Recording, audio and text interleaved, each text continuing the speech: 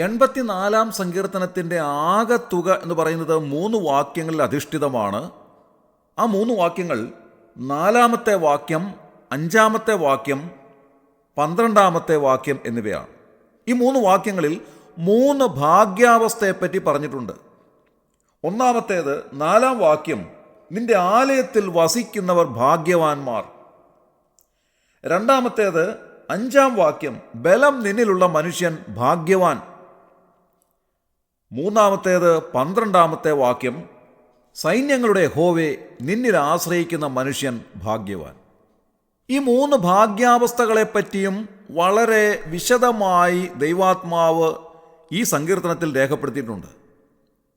എന്തൊക്കെയാണ് ഈ ഭാഗ്യാവസ്ഥകൾ? ഒന്നാമത്തേത് 4-ാം വാക്യത്തിൽ പറഞ്ഞിരിക്കുന്നത് പോലെ, നിന്റെ ആലയത്തിൽ വസിക്കുന്നവർ ഭാഗ്യവാന്മാർ, അവർ നിന്നെ നിത്യം സ്തുതിച്ചുകൊണ്ടിരിക്കും എന്നുള്ളതാണ്. ഇത് വാസ്തവത്തിൽ സമാഗമന കൂടാരത്തിൻ്റെ പശ്ചാത്തലത്തിലാണ് കോരഹുത്തന്മാർ ചമച്ചിരിക്കുന്നതെങ്കിലും അത്യുന്നതനായ ദൈവത്തിൻ്റെ സാന്നിധ്യത്തിൽ ജീവിക്കുവാൻ ആഗ്രഹിക്കുന്ന ഒരു വിശ്വാസിയുടെ ജീവിതത്തെ നോക്കിക്കൊണ്ട് നമുക്ക് പറയുവാൻ സാധിക്കുന്ന അനുഭവങ്ങളാണ് ഇവിടെ എഴുതിയിട്ടുള്ളത്. ഒന്നാമത്തെ അനുഭവം ദൈവത്തെ നിത്യം സ്തുതിച്ചുകൊണ്ടിരിക്കുന്ന അനുഭവമാണ്. ഇത് വാസ്തവത്തിൽ ദൈവത്തിന് നന്ദി കരേറ്റുന്ന, ദൈവത്തെ ആരാധിക്കുന്ന ആരാധനയുടെ അനുഭവമാണ് എന്നുള്ള കാര്യത്തിൽ സംശയമില്ല. വലിയവനായ ദൈവത്തിൻ്റെ സാന്നിധ്യത്തിൽ ജീവിക്കുന്ന ഒരു വ്യക്തിക്ക് എപ്പോഴും ദൈവത്തെ ആരാധിക്കുവാൻ സാധിക്കും, ദൈവത്തോട് നന്ദി പറയുവാൻ സാധിക്കും, ഹൃദയത്തിൻ്റെ ആഴത്തിൽ നിന്ന് ദൈവത്തോട് നന്ദി പ്രകടിപ്പിക്കുവാൻ എല്ലാ സമയത്തും സാധിക്കും. അത് ഏറ്റവും അനുഗ്രഹകരമായ ഒരു അനുഭവമാണ്. വാസ്തവത്തിൽ ആരാധന എന്ന് പറയുന്നത് തന്നെ നന്ദി കരേറ്റലാണ്. വലിയവനായ ദൈവം കർത്താവായ യേശു ക്രിസ്തുവിലൂടെ നമുക്കൊരുക്കിയ വലിയ രക്ഷയെ ഓർത്തുകൊണ്ട് ദൈവത്തിന് നന്ദി കരേറ്റുന്ന അനുഗ്രഹീതമായ അനുഭവമാണ് ആരാധന. ഇതേ കാര്യം ഒന്നുകൂടെ ഞാൻ എടുത്തു പറയുവാൻ ആഗ്രഹിക്കുന്നു. ആരാധന എന്ന് പറയുന്നത് നമ്മുടെ ഹൃദയത്തിൻ്റെ ആഴത്തിൽ നിന്നുണ്ടാകുന്ന ഒരു അനുഭവമാണ്. എന്താണ് വാസ്തവത്തിൽ ആരാധനയുടെ സമയത്ത് നടക്കുന്നത് അല്ലെങ്കിൽ നടക്കേണ്ടുന്നത്? നാം സാവധാനത്തിൽ കർത്താവായ യേശു ക്രിസ്തുവിൻ്റെ ക്രൂശിൻ്റെ അരികിലേക്ക് വരികയാണ്. സാവധാനത്തിൽ നാം അടുത്തേക്ക് വരുന്തോറും ക്രിസ്തുവിൻ്റെ ക്രൂശിനെ നാം വലുതായി കാണുന്നു. ക്രൂശിന്മേൽ കിടക്കുന്ന കർത്താവായ യേശു ക്രിസ്തുവിനെ നാം അടുത്ത് കാണുകയാണ്. സ്വാഭാവികമായ ഒരു മരണം ഒരുപക്ഷെ നാം അടുത്ത് നിന്ന് കണ്ട അനുഭവം ഉണ്ടായിരിക്കാം. നമ്മുടെ പ്രിയമുള്ളവരോ സ്വന്തക്കാരോ ബന്ധുക്കളോ ആരെങ്കിലുമൊക്കെ ആയിക്കൊള്ളട്ടെ, പ്രായത്തിൻ്റെ ആധിക്യത്തിൽ സ്വാഭാവികമായി മരിക്കുന്നത് ഒരുപക്ഷെ നാം അടുത്ത് നിന്ന് കണ്ടിട്ടുണ്ടായിരിക്കാം. എന്നാൽ കർത്താവായ യേശുക്രിസ്തുവിൻ്റെ മരണം അടുത്ത് നിന്ന് കാണുക എന്ന് പറയുന്നത് സാധാരണഗതിയിൽ സഹിക്കാവുന്ന ഒരു കാര്യമല്ല. കാരണം മരിക്കാൻ തുടങ്ങുന്ന ഒരു മനുഷ്യൻ അനുഭവിക്കുന്ന മരണവേദന കണ്ടു നിൽക്കുക എന്ന് പറയുന്നത് സ്വാഭാവികമായും നമുക്ക് താങ്ങാനാവുന്നതിലപ്പുറമായ കാര്യമാണ്. പടയാളികൾ ചാട്ടവാറുകൾ കൊണ്ട് അടിച്ച് തകർത്തതായ ഒരു ശരീരം അക്ഷരാർത്ഥത്തിൽ കണ്ടാൽ ആളല്ല എന്ന് തോന്നുമാറ് വിരൂപമായ ഒരു മാംസപിണ്ഡം പോലെ ക്രൂശിന്മേൽ ആണികൾ കൊണ്ട് അടിച്ചു ചേർത്തിട്ടിരിക്കുന്നതായ ഒരു ശരീരത്തിൻ്റെ മരണത്തോട് സമീപിക്കുന്നതായ സമയത്തുള്ള അതിഭയാനകമായ മരണവേദന അനുഭവിക്കുന്ന രംഗം ആർക്കാണ് കണ്ടു നിൽക്കുവാൻ സാധിക്കുക? ഇത് അടുത്ത് നിന്ന് കാണുവാൻ സാധിക്കാത്തത് കൊണ്ടാണ് ജനം ദൂരത്ത് നിന്ന് കണ്ട് മാറത്തടിച്ചു മടങ്ങിപ്പോയി എന്ന് സുവിശേഷങ്ങളിൽ രേഖപ്പെടുത്തിയിട്ടുള്ളത്. എന്നാൽ അവിടുത്തെ ക്രൂശിനരികെ നിന്ന 5 പേരെ സംബന്ധിച്ച് തിരുവെഴുത്ത് വളരെ വ്യക്തമായി എടുത്തു പറയുന്നുണ്ട്. യോഹന്നാന്റെ സുവിശേഷം 19-ാം അധ്യായം 25-26 വാക്യങ്ങളിൽ ഇങ്ങനെയാണ് എഴുതിയിരിക്കുന്നത്: യേശുവിൻ്റെ ക്രൂശിനരികെ അവൻ്റെ അമ്മയും അമ്മയുടെ സഹോദരിയും ക്ലെയോപ്പാവിൻ്റെ ഭാര്യ മറിയയും മഗ്ദലക്കാരത്തി മറിയയും നിന്നിരുന്നു. അതോടൊപ്പം യോഹന്നാനും ഉണ്ടായിരുന്നു എന്ന് രേഖപ്പെടുത്തിയിരിക്കുന്നു. യേശുക്രിസ്തുവിനോടുള്ള അദമ്യമായ സ്നേഹം നിമിത്തം അവർക്ക് ദൂരെ മാറി നിൽക്കുവാൻ സാധ്യമല്ലായിരുന്നു.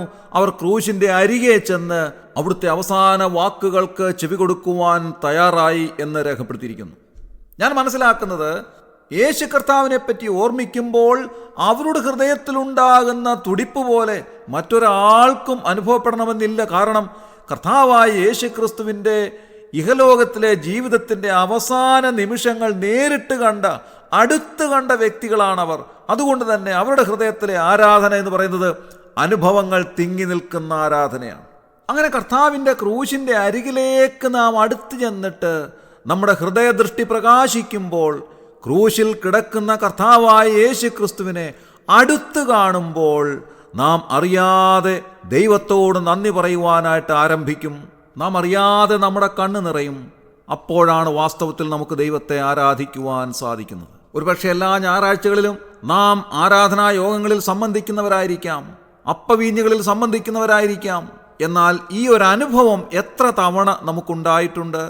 കോരഹപുത്രന്മാർ ഇതിലും ഒരു പടി കൂടെ അപ്പുറത്തേക്ക് കടന്നിട്ട് പറയുകയാണ്, നിന്റെ ആലയത്തിൽ വസിക്കുന്നവർ ഭാഗ്യവാന്മാർ, അവർ നിന്നെ നിത്യം സ്തുതിച്ചുകൊണ്ടിരിക്കുമെന്നാണ്.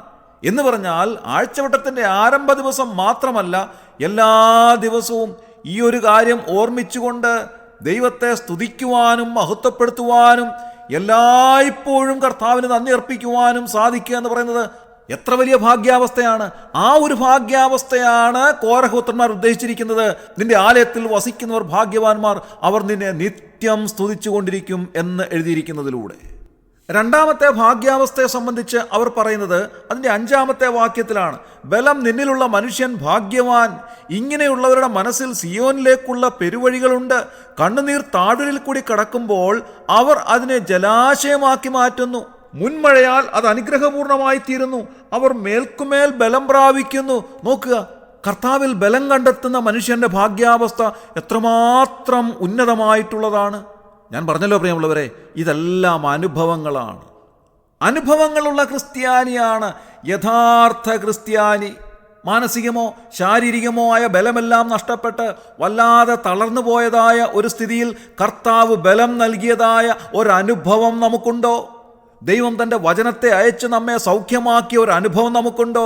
നമ്മെ ബലപ്പെടുത്തിയ, ധൈര്യപ്പെടുത്തിയ, ആ വലങ്കൈ പിടിച്ച് നമ്മെ ഉയർത്തിയതായ ഒരു അനുഭവം നമുക്ക് പറയുവാനായിട്ടുണ്ടോ? കണ്ണുനീരിൻ്റെ അനുഭവത്തിലൂടെ കടന്നുപോയപ്പോൾ അതിനെ ജലാശയമാക്കി തീർത്ത, അനുഗ്രഹപൂർണമായ ഒരു വലിയ ജലാശയമാക്കി അതിനെ മാറ്റി ദൈവം അനുഗ്രഹപൂർണമാക്കി തീർത്ത ഒരു അനുഭവം പറയുവാൻ നമുക്കുണ്ടോ? നാം യഥാർത്ഥ ദൈവമക്കളാണെങ്കിൽ പിന്തിരിഞ്ഞു നോക്കുമ്പോൾ എത്രയെത്ര അനുഭവങ്ങൾ നമ്മുടെ ജീവിതത്തിലുണ്ട് എന്നുള്ളത് തിരിച്ചറിയുവാൻ നമുക്ക് സാധിക്കും. അങ്ങനെയുള്ള അനുഭവമുള്ളവർ ഭാഗ്യവാന്മാരാണെന്ന് കോരഹപുത്രന്മാർ പറയുകയാണ്. അങ്ങനെയുള്ളവരെ ഓർത്ത് ഞാൻ ദൈവത്തെ സ്തുതിക്കുന്നു. മൂന്നാമത്തെ ഭാഗ്യാവസ്ഥ 12-ാമത്തെ വാക്യത്തിൽ പറഞ്ഞിരിക്കുന്ന കാര്യമാണ്. സൈന്യങ്ങളുടെ യഹോവേ, നിന്നിൽ ആശ്രയിക്കുന്ന മനുഷ്യൻ ഭാഗ്യവാൻ. ഈ നശ്വരമായ ലോകത്തിൽ വലിയവനായ ദൈവത്തിൽ ആശ്രയം വെച്ച് മുൻപോട്ട് ജീവിക്കുന്നത് എത്രയോ അനുഗ്രഹകരമായൊരു ഭാഗ്യാവസ്ഥയാണ്. ദൈവവചനം പറയുന്നത് ഇങ്ങനെയാണ്: ചിലർ രഥങ്ങളിലും ചിലർ കുതിരകളിലും ആശ്രയിക്കുന്നു, ഞങ്ങളോ ഞങ്ങളുടെ ദൈവമായ യഹോവയുടെ നാമത്തെ കീർത്തിക്കും. അവർ കുനിഞ്ഞ് വീണുപോയി, ഞങ്ങൾ എഴുന്നേറ്റ് നിവർന്നു നിൽക്കുന്നു. ഇത് അനുഗ്രഹകരമായൊരു അനുഭവമാണ്. മനുഷ്യരിൽ ആശ്രയിക്കുന്നതിനേക്കാൾ യഹോവയിൽ ആശ്രയിക്കുന്നത് നല്ലത്. പ്രഭുക്കന്മാരിൽ ആശ്രയിക്കുന്നതിനേക്കാൾ യഹോവയിൽ ആശ്രയിക്കുന്നത് നല്ലത്. നമ്മുടെ കണ്ണുകളെ അടയ്ക്കാം, പ്രാർത്ഥിക്കാം. ക്രിസ്തുയേശുവിലൂടെ അതിവാത്സല്യമായി ഞങ്ങളെ സ്നേഹിക്കുന്ന സ്വർഗീയ പിതാവാം നല്ല ദൈവമേ, അനുഗ്രഹകരമായ ഈ പ്രഭാതത്തിനായി ഞങ്ങൾ നന്ദി പറയുന്നു. ഞങ്ങൾ ചിന്തിച്ചതുപോലെ കർത്താവെ, അവിടുത്തെ ആലയത്തിൽ ഞങ്ങൾ വസിക്കുന്നതും അവിടുത്തെ ബലം ഞങ്ങൾ അനുഭവിക്കുന്നതും അവിടുത്തെ കരങ്ങളിൽ ഞങ്ങൾ ആശ്രയിക്കുന്നതുമാണ് ഞങ്ങളുടെ ഭാഗ്യാവസ്ഥ എന്ന് തിരിച്ചറിയുവാൻ ഞങ്ങളെ സഹായിക്കുന്നതിനായി സ്തോത്രം ചെയ്യുന്നു. അനേക രഥങ്ങളിലും അനേക കുതിരകളിലും ആശ്രയിച്ചവർ കുനിഞ്ഞു വീണു പോയപ്പോൾ ഞങ്ങൾ എഴുന്നേറ്റ് നിവർന്നു നിൽക്കുവാൻ തക്കോണം ഞങ്ങളെ സഹായിച്ച, ബലപ്പെടുത്തിയ അവിടുത്തെ കരങ്ങൾക്കായി ഞങ്ങൾ നന്ദിയോടെ സ്തോത്രം ചെയ്യുന്നു. അവിടുത്തെ സാന്നിധ്യത്തിൻ്റെ മുൻപാകെ എല്ലാ സമയത്തും അടുത്തു വന്ന് നിത്യം അവിടുത്തെ സ്തുതിച്ചുകൊണ്ട് ജീവിപ്പാൻ ഞങ്ങളെ സഹായിക്കണമേ എന്ന് പ്രാർത്ഥിക്കുന്നു. അവിടുത്തെ കരങ്ങളിൽ ബലം കണ്ടെത്തുവാൻ ഞങ്ങളെ സഹായിക്കണമേ കർത്താവേ. പലപ്പോഴും ഞങ്ങൾ ബലമില്ലാത്തവരായി തീരാറുണ്ട്. ഞങ്ങളുടെ ബലമെല്ലാം നഷ്ടപ്പെട്ട് ഞങ്ങൾ പരിക്ഷീണരായി തീരാറുണ്ടെന്നാൽ ആ സമയങ്ങളിൽ ഞങ്ങളെ ബലപ്പെടുത്തുന്ന അവിടുത്തെ കരങ്ങൾക്കായി ഞങ്ങൾ നന്ദിയോടെ സ്തോത്രം ചെയ്യുന്നു. ഞങ്ങളുടെ കണ്ണുനീർ ഒപ്പുന്ന കരങ്ങൾക്കായി ഞങ്ങൾ നന്ദി പറയുന്നു. കർത്താവെ, ഞങ്ങൾ അവിടുത്തെ കരങ്ങളിൽ ആശ്രയിക്കുന്നു.